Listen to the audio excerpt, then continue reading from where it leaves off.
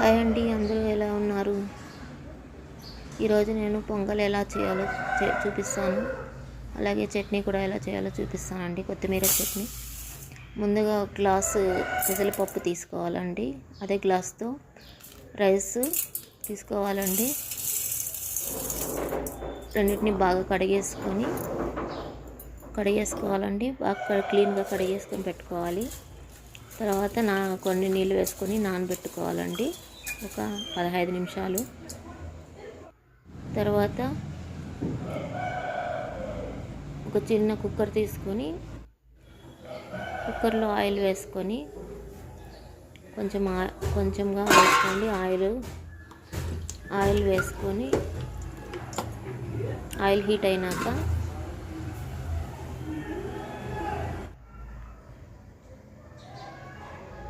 జీలకర్ర, మిరియాలు, కొత్తిమీర, కరివేపాకు అన్నీ ఆయిల్లో వేసుకోవాలండి.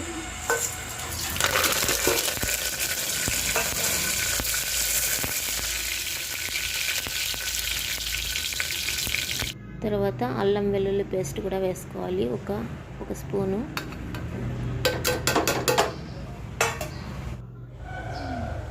తర్వాత నీళ్ళు 2 గ్లాసులు తీసుకున్నాం కాబట్టి రైస్, పెసరపప్పు, నీళ్ళు కూడా ఒక గ్లాసుకి 5 గ్లాసులు లెక్క, 2 గ్లాసులకి 10 గ్లాసులు తీసుకోవాలండి.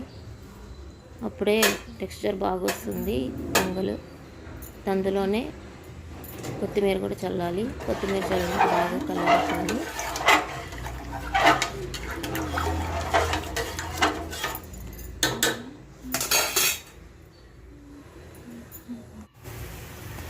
తర్వాత బాగా మరిగిన తర్వాత మనం ముందుగా నానబెట్టుకున్న పెసరపప్పు, రైస్ వేసుకోవాలి.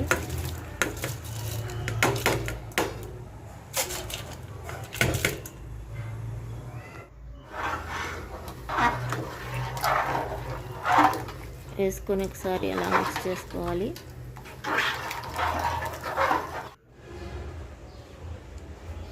అలా మిక్స్ చేసుకున్న దాన్ని సిమ్లో పెట్టుకొని కాసేపు అలా వచ్చిందాక పైకి రైస్, పెసరపప్పు వచ్చిందాక ఉడికించుకొని కుక్కర్ పెట్టుకోవాలండి. కుక్కరు ఒక 5 విజిల్స్ పెట్టుకోవాలండి. సిమ్లోనే పెట్టుకోవాలి.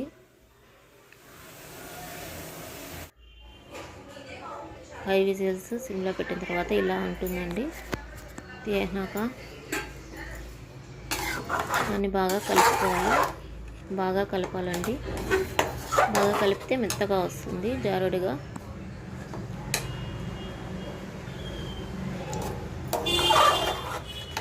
టేస్ట్ అయితే కొత్తిమీర వేసాం కాబట్టి, అల్లం వేసాం కాబట్టి అల్లం పేస్ట్ చాలా టేస్టీగా ఉంటుందండి. ఒకసారి ట్రై చేయండి. ట్రై చేసి కామెంట్ సెక్షన్లో ఎలా ఉందో చెప్పండి. ఒకసారి బాగా కలపాలండి.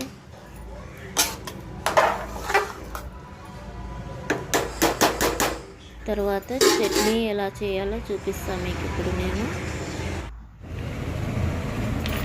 చట్నీకి కొన్ని వేరుశనగపప్పులు తీసుకున్నానండి.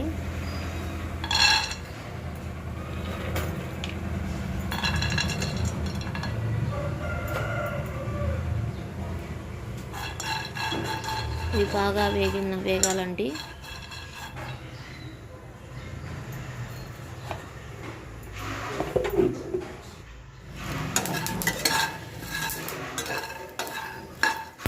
వేయించుకొని పక్కన పెట్టుకోవాలండి వేరుశనగపప్పు.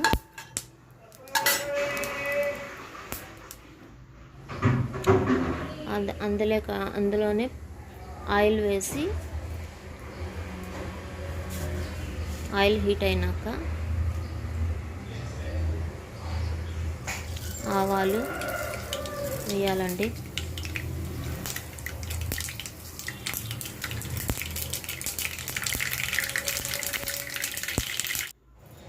ఆవాలు చిటపటలాడుతున్నాయి. తర్వాత కరివేపాకు వేయాలి. తర్వాత పచ్చిమిర్చి వేయాలండి. ఒక 6-7 రెబ్బలు, 7 పచ్చిమిర్చి వేయాలి.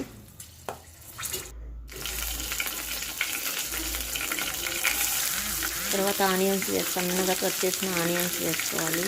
ఒక ఆనియన్,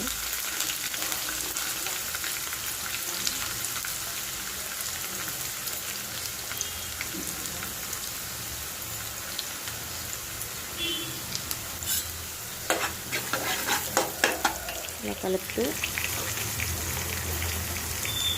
ఎక్కువసేపు ఏమీ ఉంచాల్సిన అవసరం లేదండి. స్టవ్ మీద కాసేపు ఉంచి దించేస్తే చాలు. కొంచెం సాల్ట్ వేసుకుంటాను. ఆనియన్స్ వేగేసి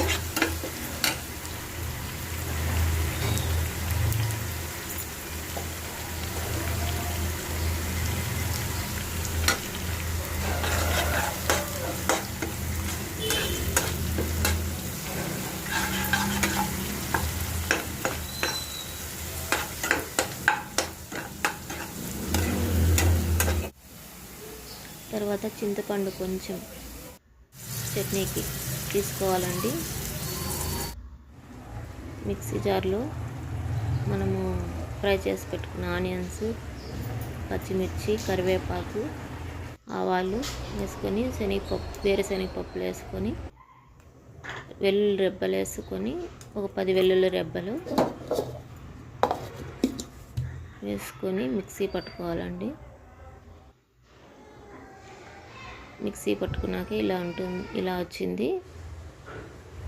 హాఫ్ వేసుకున్నాం కదండి ఆనియన్స్. అవి మిగిలిన ఆనియన్స్, పచ్చిమిర్చి అవన్నీ దీంట్లో వేసుకోవాలండి. చట్నీలో కలుపుకోవాలి.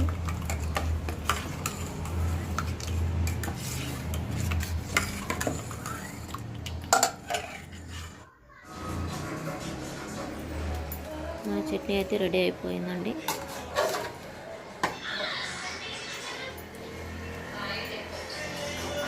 పొంగలి చట్నీ ఈ విధంగా వచ్చాయి. టేస్ట్ అయితే చాలా బాగుంటుంది.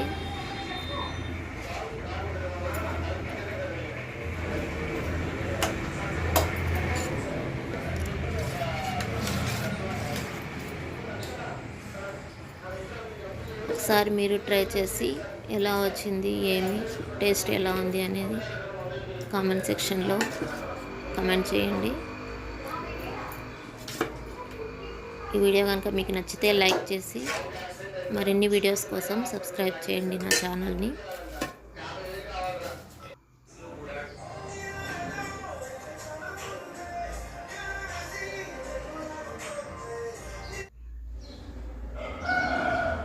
ఇదే అండి పొంగల్ చట్నీ రెడీ అయింది.